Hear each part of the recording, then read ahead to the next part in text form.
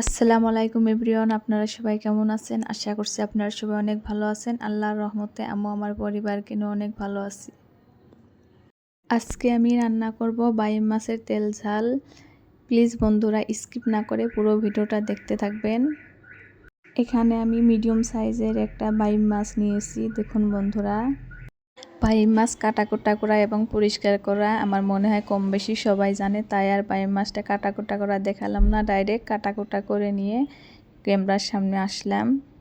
একটা মিডিয়াম সাইজের রসুন বাটা নিয়েছি, হাফ পিস পেঁয়াজ কুচানো নিয়েছি, একটা মিডিয়াম সাইজের পেঁয়াজ বাটাও নিয়েছি।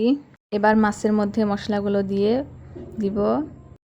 এবার ধুয়ে রাখা মাছগুলিতে স্বাদমতো লবণ দিয়ে দিব, হাফ চা চামচ জিরে গুঁড়ো দিয়ে দিব, হাফ চা চামচ ধনে গুঁড়া দিয়ে দিব, হাফ চা চামচ হলুদ গুঁড়ো দিয়ে দিব রসুন বাটা, 1 চা চামচ লঙ্কা গুঁড়ো দিয়ে দিব। একটু পরিমাণে সর্ষের তেল দিয়ে হাত দিয়ে ভালোভাবে মেখে নিব আর 1 মিনিট পর্যন্ত রেস্টে রেখে দিব। হাত দিয়ে ভালোভাবে মাখানো আমার কমপ্লিট হয়েছে।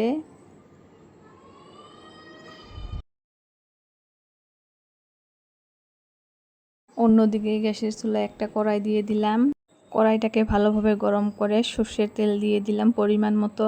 তেলটাও ভালোভাবে গরম হয়েছে। এবার কুচানো রাখা পেঁয়াজগুলি দিয়ে দিব। পেঁয়াজগুলি দিয়ে খুন্তি দিয়ে ভালোভাবে একটু নাড়াচাড়া করে নিব। দিয়ে দিব হাফ চা চামচ গোটা জিরা, দিয়ে ভালোভাবে ফোড়নটাকে আনব। 1-1.5 মিনিট ধরে ভালোভাবে ভেজে নিব। 1.5 মিনিট পর আমার ফোড়নটা একদম কমপ্লিট হয়েছে। এবার মশলা মাখানো মাছগুলি কড়াইয়ের মাঝে দিয়ে দিব। দিয়ে ভালোভাবে 1-1.5 মিনিট পর্যন্ত কষিয়ে নিব। গ্যাসের আঁচটা মিডিয়ামে রেখে 2 মিনিট পর্যন্ত ভালোভাবে কষিয়ে নিব।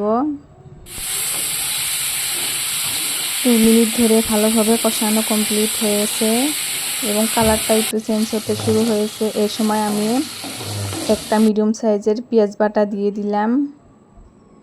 পেঁয়াজ বাটা দিয়ে ভালোভাবে কষিয়ে নিব মাছের সাথে। পেঁয়াজ বাটাটা বেশি কষাতে হবে না, 1 মিনিট পর্যন্ত আমি কষিয়ে নিব। সময় আমি কাশ্মীরি রেড চিলি পাউডারটা দিয়ে দেব একটু কালারটা ভালো হওয়ার জন্য, রঙটা যাতে ভালো আসে সেই জন্য আমি কাশ্মীরি রেড চিলি পাউডার দিয়ে দিলাম হাফ চা চামচ। 1 মিনিট ধরে ভালোভাবে কষানো হয়েছে। দেখুন বন্ধুরা, কালারটা অনেকটাও চেঞ্জ হয়েছে। এই সময় আমি মশলা মাখানো পানিটাকে দিয়ে দিলাম। একটু খুন্তি দিয়ে নাড়াচাড়া করে ঢাকনা লাগিয়ে দিব কুক হওয়ার জন্য। 2 মিনিট পর ঢাকনাটা খুলে দেখি ঝোলটা অনেকটাই ফুটে উঠেছে। একটু খুন্তি দিয়ে নাড়াচাড়া করে আবারও ঢাকনাটা লাগিয়ে দিব আর 2 মিনিট কুক করে নিব ঢাকনাটা লাগিয়ে।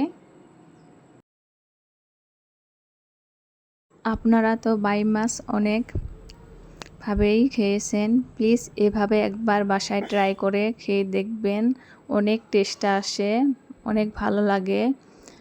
একবার বাসায় ট্রাই করে আমাকে কমেন্ট করে জানাবেন রেসিপিটা কীরকম হয়েছে। আপনাদের সাথে কথা বলতে বলতে আর 2 মিনিট ধরে কুক করে নিলাম। আমি বাইম মাছের ঝোলটা একটু মাখো মাখো করে রাখবো, তাই বেশি আর জাল করব না। একটু কুচানো ধনেপাতা কুচি দিয়ে দিলাম, দিয়ে 1 মিনিট ধরে ঢাকনাটা লাগিয়ে দিব। 1 মিনিট পর গ্যাসের চুলা অফ করে দিয়ে নামিয়ে নিব। প্রিয় বন্ধুরা, আপনাদের যদি আমার রেসিপিটি ভালো লাগে লাইক কমেন্ট শেয়ার